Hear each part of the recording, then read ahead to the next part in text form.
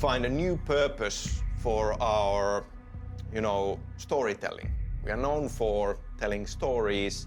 This time around, we wanted the story to focus on introducing this interesting, cool world.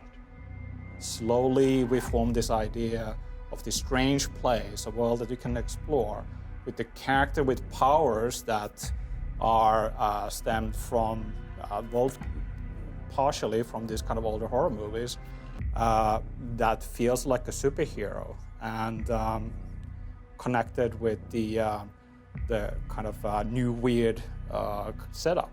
I don't know if you're familiar with New Weird, but it's as a literary genre, it borrows aspects from science fiction and horror, and takes those things and twists them into something new and exciting and fresh.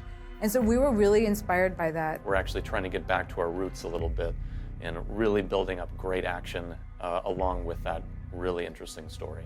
For the fans of Remedy's games, it'll have that story, those unique characters, of course, but then I think the setting is something a lot more unique than what we've done before. We're really opening up the options that we're giving to players and how they experience this story.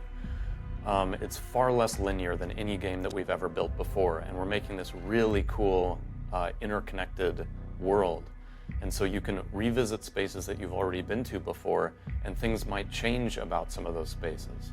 All of this is up to the player to pursue.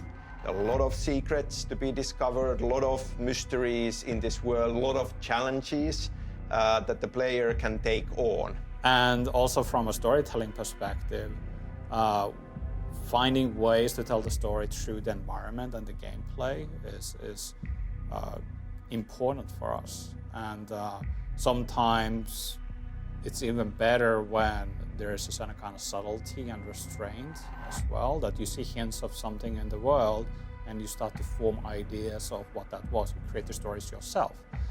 And relying on these type of elements more allow the player to see and feel and kind of play through the world in their own way.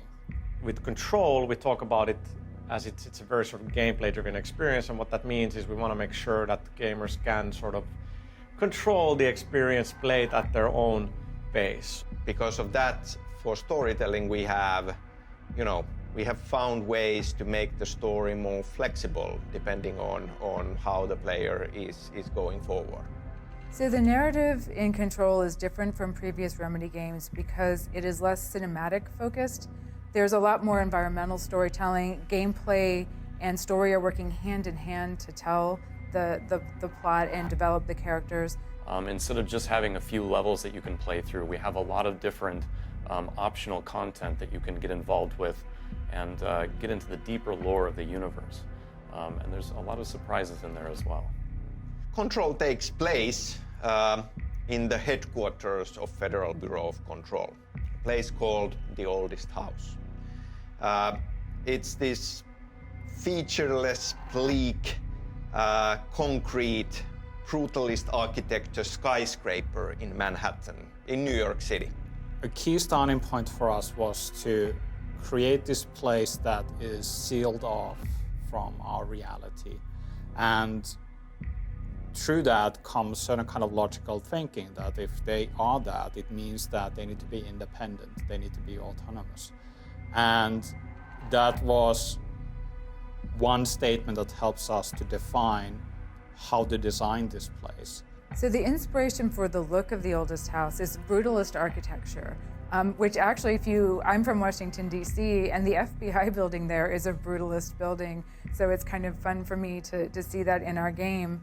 But it represents the idea of control. It's concrete, straight lines, rigidity, and meanwhile there are these chaotic forces that are inside of it that contrast with that. So you have the hiss and you have these supernatural phenomena that sort of represent chaos.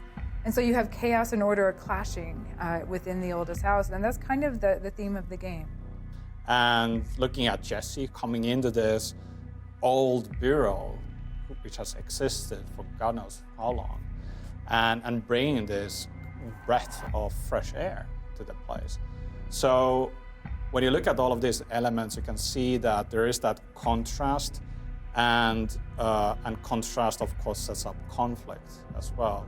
And it is an action game, and conflict is at the heart of it, but it's not just the kind of gameplay level, but on kind of a thematic level as well for the story itself. It's not just what you think is going on the surface. There's always something happening much deeper, and I think that we're going to have some surprises on exactly how deep this world goes.